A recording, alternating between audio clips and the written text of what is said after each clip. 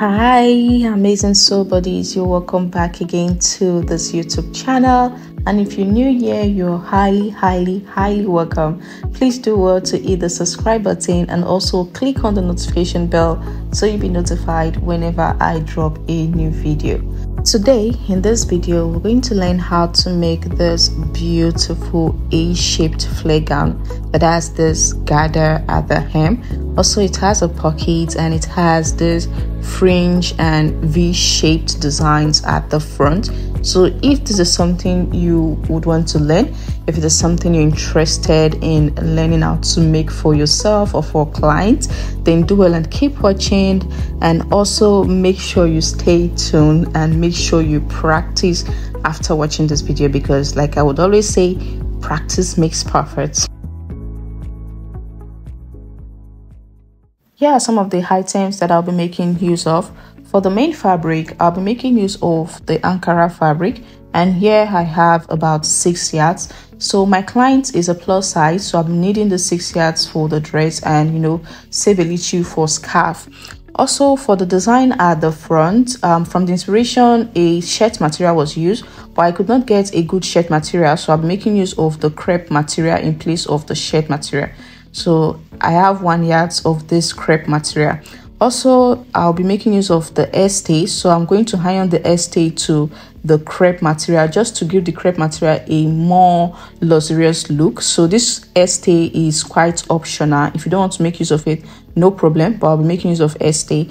And then I'll be making use of this tassel designs. Yes, I have about 6 here, but I ended up using 5 of these tassel designs for this dress. So with that being said, the measurements that was used for this tutorial will be listed up there so you can get to see it and take your measurements, and also join me in making this beautiful dress. Firstly, I am going to show you how I get to fold my fabric for cutting out an A-shaped flared gown. So I'll go ahead and open up my fabric and then make sure that the right side is facing me, so that when I fold it, I will end up with the wrong side. That way I get to shock or write on the wrong side, because I'm not making use of a pattern paper for this drafting, rather I'm drafting directly on the fabric.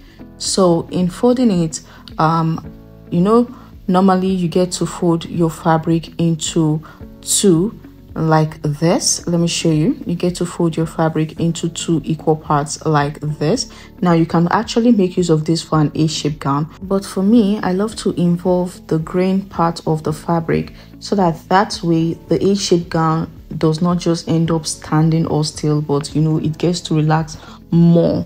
So this is how I fold my fabric, and in folding it, I make sure that the part of the fabric where I'll be drafting out the shoulders will have the smaller fold, while the part of the fabric where I'll be drafting out the hem, where will represent the hem, will have the bigger fold, the larger fold.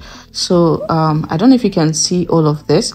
So this is just me arranging out the fabric. So this upper part here is going to represent where the shoulder will be marked on, and this down part here with the larger fold will represent where the hem will be marked on. Now this part of the fabric where there is no opening, that is on fold, will represent the center front or the center back. Yeah, so that is it. So I'm just going to move my camera around so you can see it fully how this fabric was folded. So now that we have passed through that phase, right now go ahead and mark out a straight line like this.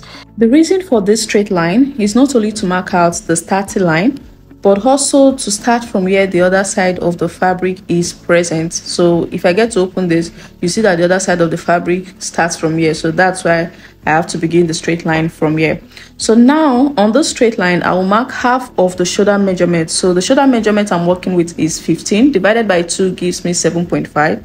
And that is what I've marked out here. Moving on, I'll go ahead and mark out the neck width and the neck depth. So the neck width and the neck depth I'm working with is the regular 3 by 3 inches. So I'll go ahead and mark out 3 inches here as the neck width, and also come down by 3 inches here as the neck depth. So after doing this, I'll go ahead and connect the neck width to the neck depth to get the regular round neckline, because the neckline for this dress, for this A-shaped gown, is the normal round neckline. So I'm using my curve rule. If you don't have a curve rule, you can get to make use of your ends to curve it. Just make sure you get a near perfect curve or a perfect curve if you can. Next step is to mark out the armhole depth, and to get the armhole depth, I'll divide the round bust measurement by 6 plus 1.5. So the round bust measurement I'm working with is 47 divided by 6 plus 1.5 gives me 9.3, and that is what I've marked out here. So here I'm marking out my shoulder measurement here on the armhole depth, just to make sure I get a straight line when I'm connecting the armhole depth to the shoulder. So now that I've marked out my armhole depth, I'll go ahead and connect the armhole depth straight to the shoulder like this. Next, I'll go ahead and come down from the shoulder by 1 inch. I'll go ahead and mark that out, come down by 1 inch from the shoulder here. And this 1 inch, I'll connect it to the neck width like this to get that shoulder slant or slope. So once this is done, the next step is to go ahead and mark out the round bust measurement by 4. So the round bust measurement I'm working with is 47 divided by 4 gives me 11.75. I'll go ahead and mark that out here, and I will bring in my rule to connect this straight down. So this line that I've connected straight down is referred to as the chest line. Next step is to sketch out the armhole curve, and to do that, I'll need to get the midpoint from the shoulder slope to the armhole depth by placing my tape like this and folding it over like this, or divide whatever I get by 2 and mark it out. Then from that midpoint, I will go in by 0.75 inch like this, 0.75 inch from the midpoint, and I'll connect these 3 points together. So you can actually use your hands to connect the 3 points together to get the armhole curve, or you use your curve rule just the way I am doing to get your armhole curve. So I'm connecting these 3 points together like this to get the armhole curve like so.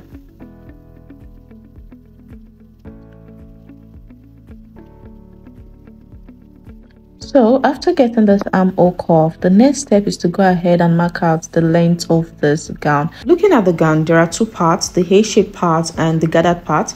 So to get the length of the A-shaped part, I have to subtract the gathered part from the full gown length, and I want the gathered part to be 12 inches long, and the full gown length I'm working with is 58 inches. So 58 minus 12 gives me 46 inches. So meaning the A-shaped part of the gown is 46 inches long. So I'll go ahead and mark out 46 inches. 46 inches, yeah. Meaning if I had this 46 inches A-shaped length to the 12 inches gathered length, I will arrive at 58 inches, giving me the full gown length. I hope you understand this mathematics, this little mathematics that I just did. So right now I'm marking out the 46 inches length for this A-shaped part of the gown. So that is what I'm marking out. Moving on, I want there to be some form of ease around the bust, so I'll be adding half an inch ease allowance to the bust measurement. So this is actually optional. If you don't want any form of ease around the bust, then don't get to add the half an inch. But if you want, you know, for there to be some form of ease around the bust area, then you add half an inch allowance. Next step is to go ahead and connect the bust measurement to the edge of the hem here, and I'll bring in my rule and place it in a slanted position like this to connect it to the edge of the hem here. So you can see it's giving that A shape, so that's why the gown is referred to as an A-shaped gown. Next step is to go ahead and add the sewing allowance to what I've drafted out. So at the hem, I'll be adding half an inch sewing allowance. At the side, I'll be adding 1 inch side seam allowance. Then at the armhole, half an inch, and on the shoulder, half an inch. So there is no need for adding sewing allowance to the neckline.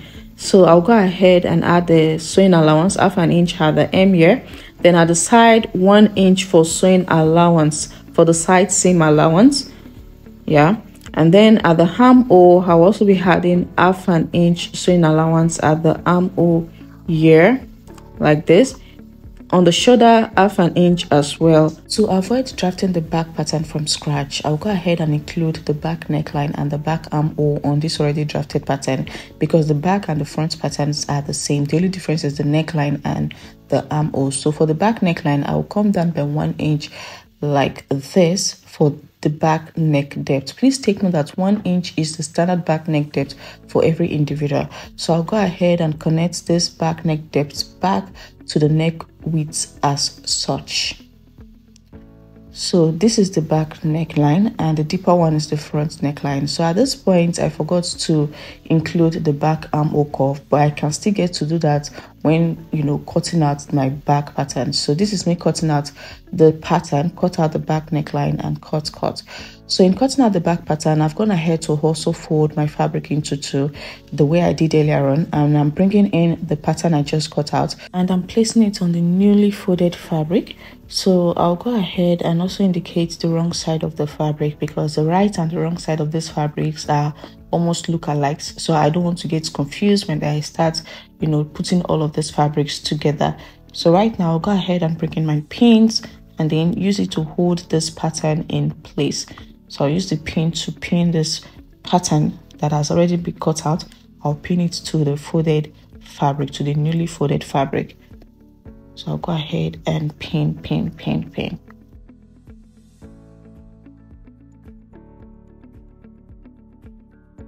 Now, because I totally forgot to draft out the back armhole on the patterns earlier on, I'll go ahead and trace it out on the folded fabric like this. So please, when you're drafting your front pattern, make sure you include both the back neckline and the back armhole depth, so that it will be way easier for you. So this is me tracing out the armhole line, and after tracing this out, I'll go ahead and cut out the back pattern. So you can see I'm cutting out the back neckline, and you can see I left a huge space around the armhole to be able to, you know, draft out the back armhole. And I went ahead to take out the front pattern. So right now I'll start drafting out the back armhole, mark out the armhole depth, then mark out the chest line. Then I'll go ahead and get the midpoint of the armhole from the shoulder slope to the chest line. I'll get the midpoint and mark it out. Then from the midpoint, I'll come in by ½ an inch. So this is the difference between the front and the back pattern. For the front pattern, you go in by 0.75 inch from the midpoint. But for the back pattern, you go in by ½ an inch from the midpoint. So this is just the only difference between the front and the back armhole, you know, curve. So right now I'll go ahead and curve these 3 points together, you know, join these 3 points together to get the armhole curve like this.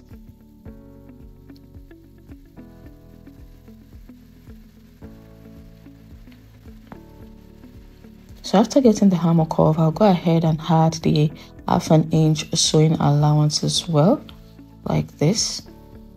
So please make sure you draft out the back armhole curve on the front pattern as well, so you can just go ahead and cut out straight without coming to do all of this on the back pattern. So after adding the ½ an inch, I'll go ahead and bring in my scissors and cut this out.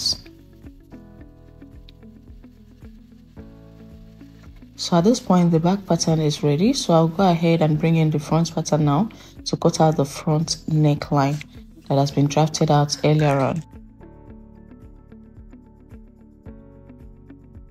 Now from the front neck depth, there's a slit at the front. So to get that slit, I'll go ahead and come down from the front neck depth by 4 inches like this. I'll come down by 4 inches. So after marking out the 4 inches, I'll go ahead and open up the slit to this 4 inches like this. Moving on, I do not want to turn the neckline with a bias. I do not want to hem it with a bias. Rather, I want to make use of an interfacing. So I'll go ahead and fold in a new fabric to cut out the interfacing for both the front and the back. So after folding in the new fabric, I'll go ahead and bring in my front pattern and place it on the fabric. So I'll place it properly on the fabric as like this. So I'll make sure I place it correctly. And after placing it correctly, the next step is to determine how long I want the interfacing to be. So for the length of the interfacing, I am going to come down by 6 inches from the front slit. That is from that front slit. That is at 4 inches. I'll come down by 6 inches. I'll mark out 6 inches. And this is how long I want the interface to be. After marking out the length, the next step is to go ahead and come out by ½ an inch from the shoulder like this, to give that aiming allowance for the interface. So after marking out all of these points, I'll also mark out the slit line, that is the 4 inches for the slit line, and I'll go ahead and cut out the neckline like this. So I'll go ahead and cut out the front neckline, and I'll also go ahead and cut out the shoulder using the front pattern as my guide. And then I'll go ahead and open up the slit on the interface as well to the 4 inches. After doing all of this, I'll go ahead and take out the front pattern. So please watch. And then with the points that I marked out, that is the 6 inches and the 1/2 inch that I came out with on the shoulder, I'll connect them together like this to get a square shape. So I want there to be some form of curve on the interface, so I'll just go ahead and curve the edge here. It always looks beautiful to me. So if you don't want the curve, you can just go ahead and ignore this. So right now I'll go ahead and cut this out.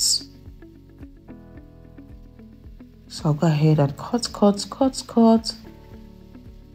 So at this point, the front interface is ready. So I'll just go ahead and indicate the wrong side of this interface as well, of this fabric, so I don't get confused when joining together.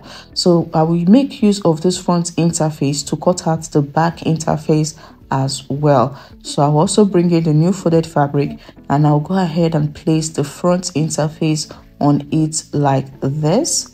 So please watch, I'll place it carefully on it like this, and I'll also go ahead and cut out the back interface using the front interface as a guide. So I'll go ahead and cut out the edges like this, cut out the end. And at this point, I won't cut out the neckline, rather I'll just cut out only the shoulder. You can see the way I slanted the neckline down to the shoulder. So I'll also indicate the wrong side of the interface like this. And I'll go ahead and bring in the back pattern and place it on the back interface correctly, making sure that the center backs are aligned on top of each other. They are directly on the same spot. And after placing it well, I'll go ahead and also cut out the back neckline on the back interface. So I'll go ahead and cut out the neckline.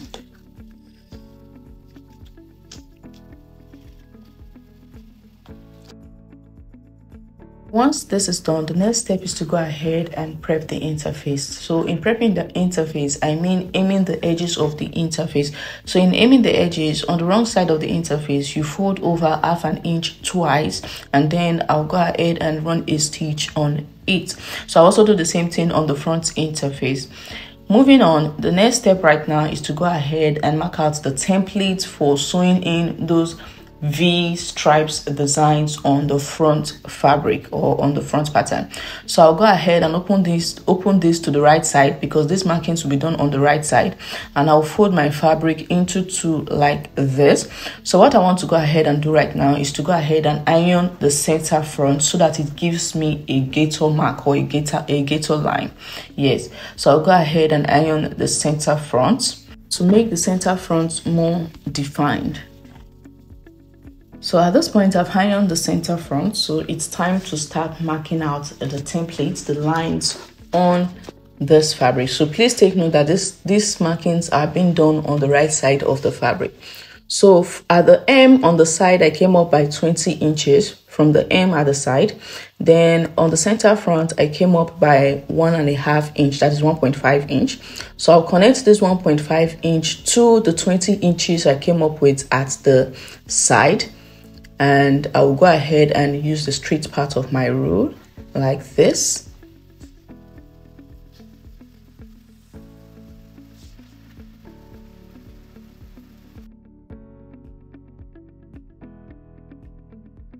Next step is to determine how wide I want the stripes to be. So initially I wanted it to be 2 inches wide. So I started marking 2 inches from the first line that I've marked out.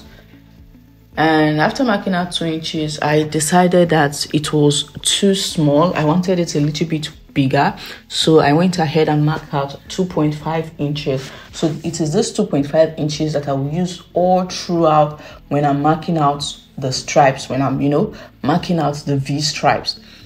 So I marked out 2.5 inches, and I'll go ahead and bring in my rule and connect the markings like this to get a straight line or a slanted line. So I'll go ahead and do that, and this is the first V stripe line. So I will make sure I mark inside so that I don't get confused when marking out the other lines. So from this other line, from this line as well, I'll also start marking 2.5 inches. So this is what I'll keep doing till I get closer to the slit on the front neck depth. Till I get closer to that slit on the front neck depth. So I'll keep marking 2.5 inches from the previous line. So meaning the wideness of the V stripes are 2.5 inches wide, and the wideness of the space between the V stripes are also 2.5 inches wide. So after doing all of this, I ended up with 5 V stripes. But from the inspiration, we have 6. So if you want to have 6 V stripes, then you make the wideness 2 inches. So it depends on what you want. So this is me marking out 2.5 inches. That is the figure I'm making use of. So I will also connect the lines to get, slanted line. And I will make sure I mark inside the V stripes design so that I don't get confused. Please, this is very important. So I'll keep marking out 2.5 inches from every line. And then, please just watch to see what I am doing. So whatever part seems confusing to you, let me know on the comment section, and I'll try as much as possible to respond to you, to explain to you. So I'll keep doing this till I am 2 inches away from the front slit. So I'll keep marking out 2.5 inches from every line, and then indicating the lines that are meant for the V stripes design, for sewing in the V stripes design. So don't bother about, okay, you're marking on the right side, it's not going to be a rough work. No, the sewn in design will cover up this markings. It will cover up the shockings, so don't bother about it. So at this point, I have 5 of this, as you can see. So right now I'm indicating the lines on the other side of the fabric as well, because I'm going to, turn this over and continue marking on the other side. So I'm marking out all the lines on the other side to serve as a guide for me, like this. So I turned it over to the other side, and I will start marking this out as well, like this. So those lines that I marked on the edges of the other side will serve as my guide, you get, because I need to have the exact same thing that is on one side of the front fabric. I need to have it on the other side of the front fabric as well. So this is me marking out 2.5 inches as well. So you can see after one V stripe design, there's also a 2.5 inch space before the next V designs. So I'm doing the exact same thing I did on the other side of this front fabric. I am repeating it on this other side of the front fabric as well. So you can see everything is ending on the center front. Everything will meet at the center front. So please just watch.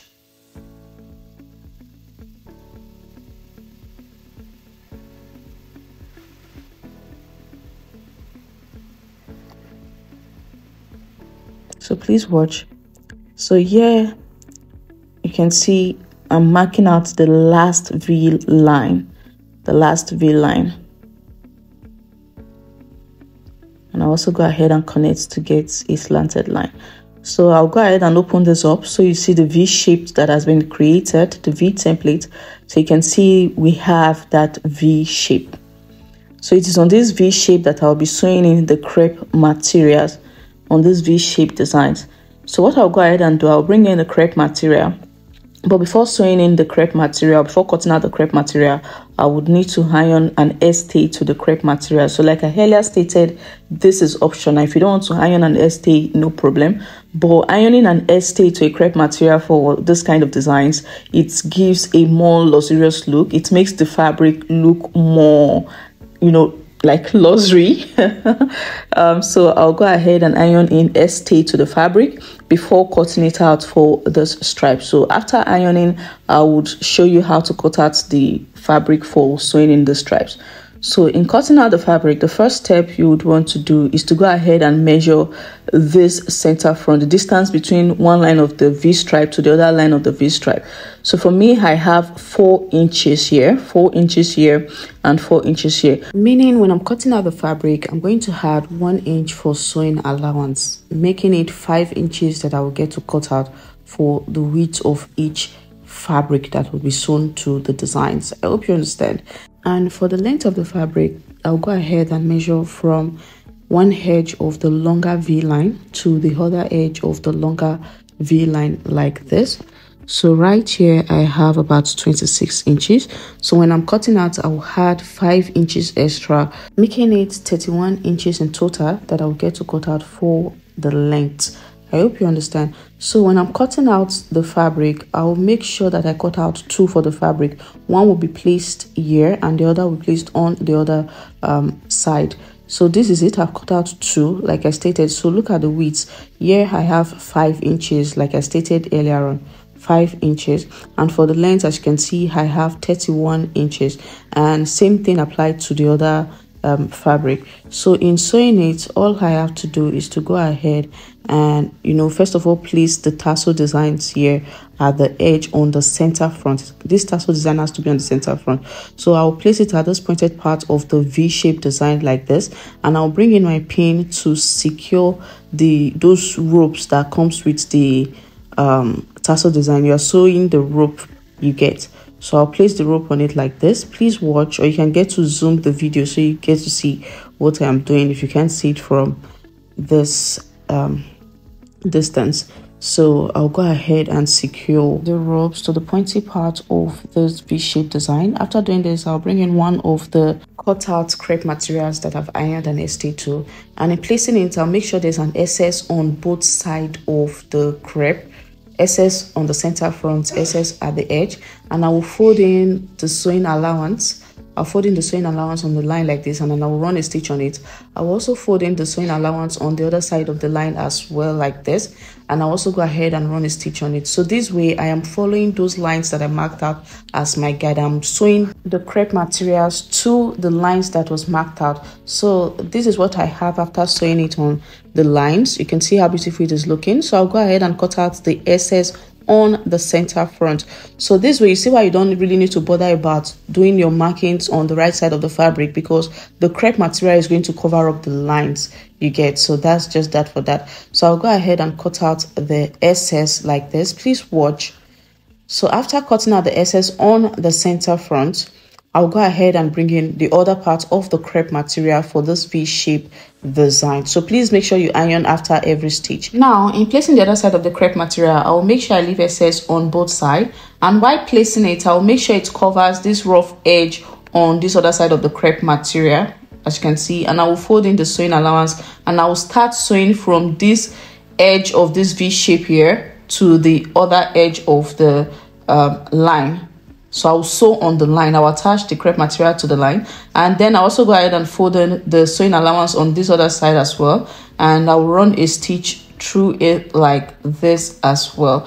So before running a stitch through it, I'll need to fold in the remaining SS here, and I will stitch on it like this, and then I'll stitch on both sides of the crepe material. I hope you understand.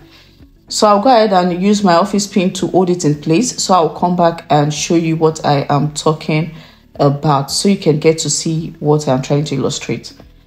So as you can see, I have used my pins to hold it in place. So you can see I folded in ½ an inch on this side here. So I'll first of all run a stitch here, then run a stitch on this down part.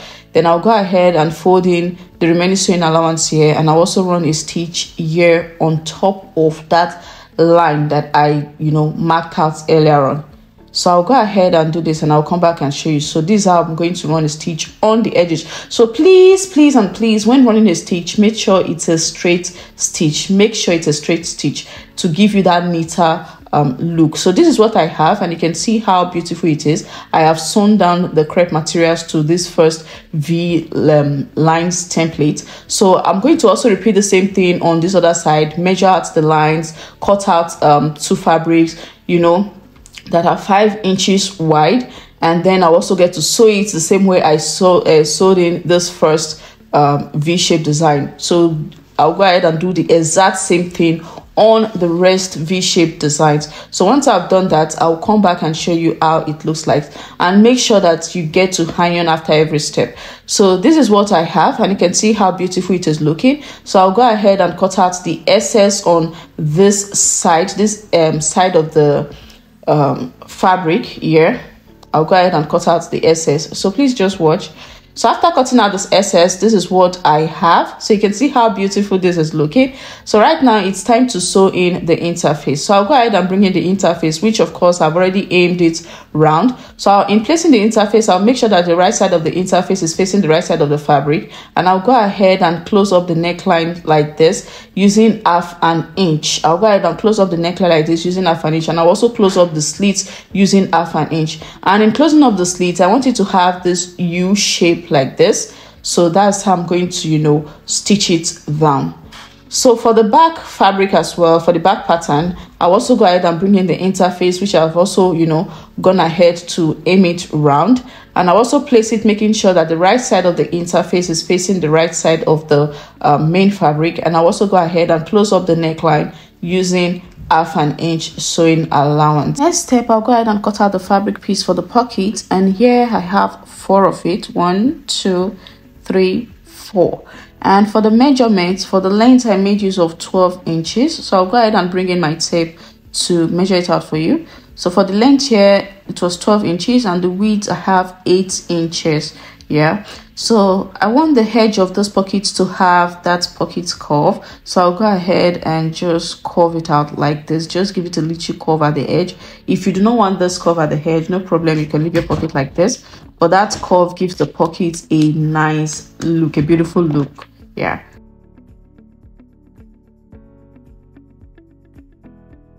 After doing this, I'll go ahead and bring in the front pattern and place it on the table. So at this point, it is time to sew in the pocket piece. And in sewing in the pocket piece, I have to determine where I want this pocket to be sewn to. So for me, I usually go 1 inch below the front waist length. So the front waist length for my client is 20 inches, and I'll mark out the 20 inches here, and then after marking out the 20 inches on the side, I'll come down by 1 inch from that front waist length that I've just marked out. So I'm going to clean this 20 inches so we just know where the pocket will be placed. Now after marking that 1 inch, from that 1 inch down, I'll mark out 6 inches. I hope you understand. So I'll mark out 6 inches, and I'll bring in one of the pocket piece like this and come down by 1/2 inch from the top here. And from this 1/2 inch, I'll go ahead and mark out 6 inches like this. Now once this is done, I'll go ahead and place this 1/2 inch on this line here that I marked out, and the 6 inches will be placed on the 6 inches that I also marked out on the fabric. And I'll get to go ahead and pin it together like this.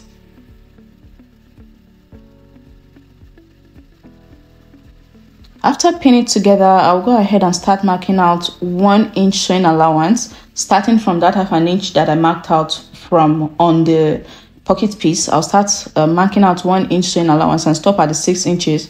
So right now, I'll go ahead and stitch from this point to this point. I will just run a straight stitch from the 1/2 inch to the 6 inches. You get, using the 1 inch sewing allowance, and I'll repeat the same thing on the other side of the front pattern, and I'll also do the same thing on both sides of the back pattern. So once I've done that, I'll come back and show you guys. At this point, I've gone ahead to sew in pocket piece on each side of the front pattern and also the back pattern. Moving on, it's time to sew in the gathers, and in sewing in the gathers, I'll go ahead and measure from this side of the hem of the dress to the other side of the hem of the dress using my tape. So I'll go ahead and measure like this, and after measuring, I ended up with 44 inches. So in cutting out the gathers, I will make sure that it is 44 times 2 or times 3, depending on how much your fabric is. But for me, my fabric is not that much, so I made it times 2. So 44 times 2 gives me 88 inches. So I've gone ahead to cut out the fabric, and I cut out 2 of this fabric, one that will be sewn to the front and another sewn to the back. So I'll go ahead and measure it out for you so you get to see. So in cutting it out, you can see how long it is. So I'll just go ahead and measure this so you'd see. So from this hand to the other hand, here it stops at 60 inches. Then 60, from this point I have 30 inches. So 60 plus 30 gives me 90, meaning I added only 2 inches extra to the 88 inches. Then for the length, for the width, or should I call it the length, I added 2 inches for sewing allowance. Remember earlier on I stated that I wanted the gather part to be 12 inches. So in adding 2 inches, I have 14 inches here, as you can see. And I'll go ahead and hem both sides of the fabric like this, meaning I hem 1 inch here, and I also hem 1 inch on the other side here like this, taking out the 2 inches for the sewing allowance or for the hemming allowance. So I'll do this till the end of the long fabric. So right now I'll bring in the front pattern, and I'll go ahead and bring in the already hemmed long fabric. I'll go ahead and bring it in. So right now fold it into 2 to get the midpoint of this long fabric here, and I'm just going to chalk the midpoint on the right side of the fabric. Please take note that I'll do this on the right side of the fabric, but the hemming is done on the wrong side of the fabric. So after getting the midpoint, I'll go ahead and place the midpoint on the center front here and use my pin to hold it in place. So I'll be sewing this gather on top of the main fabric, on top of the hem of the main fabric. I hope I'm making sense. So let me just show you. So after pinning it down, pinning the midpoint to the center front, I will go ahead and start, creating the gathers. And these gathers will be sewn on top of the hem of the main fabric like this. So in creating the gathers, I'm going to bring in the edge of the longer fabric and start from the side, and start folding it like this, just folding it and running stitches. The folding does not need to be equal, just folding. Please watch. I'll keep folding and running a stitch on top of it. So I'll go ahead and do that, and I'll also do the same thing on this other side as well, and I'll do the same thing on the back pattern as well. So once I've done that, I'll come back and show you. And here it is. I have stitched down the gathers to the back pattern as well, so you can go ahead and zoom it to get a clearer picture of how it looks like. So this is what I have. So next, at this moment, it's time to join the shoulders of the back and the front pattern together. So I'll go ahead and bring in the front pattern and place it on the back pattern. And in placing the front pattern, I'll make sure that the right side of the front pattern is on the right side of the back pattern, and I'll go ahead and place the shoulders together like this. So at this point, you can see that I've already sewn in the interface for the necklines. I've already done that. So I'll go ahead and place the shoulders like this. So I'm just arranging the shoulders, making sure it's properly arranged. And in sewing in the shoulders, all I have to do is to bring in the interface for the front pattern and place it on the interface for the back pattern like this, and make sure that the shoulder joining is on top of each other, more of like it's on the same point. And then I'll go ahead and close it up using 1/2 inch like this. So meaning the interface for the front pattern is on the interface on the back pattern, the main back pattern is also on the main front pattern, and the shoulder joinings are also on each other, and I'll go ahead and close it up with 1/2 inch. So right now it's time to draft out the sleeve. So I'll be drafting out the sleeve directly on the fabric. So I've gone ahead to bring in the remaining piece of the fabric, and I've folded it into 2 like this. So I'll go ahead and start drafting out. So the first thing is to come down by 1 inch from the beginning of this fabric like this to get that starting line. After doing this, I'll go ahead and bring in my rule to connect the dots to get a straight line like this. And this straight line is referred to as the starting line. Next, I'll go ahead and mark out the carpet line. Now to get the carpet line, you divide the round bust measurement by 12 plus 1. So the round bust measurement I'm working with is 4 to 7. Divided by 12 plus 1 gives me 4.9, and that is what I'm marking out, 4.9. After marking it out, I'll also bring in my rule to connect the dots to get a straight line like this. And this line is referred to as the cap height line. After doing this, the next step is to mark out the sleeve length. So the sleeve length I'm working with is 14 inches. Whatever length you want for your sleeve length, you can get to mark it out. But for me, I am working with 14 inches. So I am marking out 14 inches, and you can see the one I'm placing my tape starting from that starting line. And I'll go ahead and also bring in the rule to connect the dots to get a straight line like this. And this line is the sleeve length.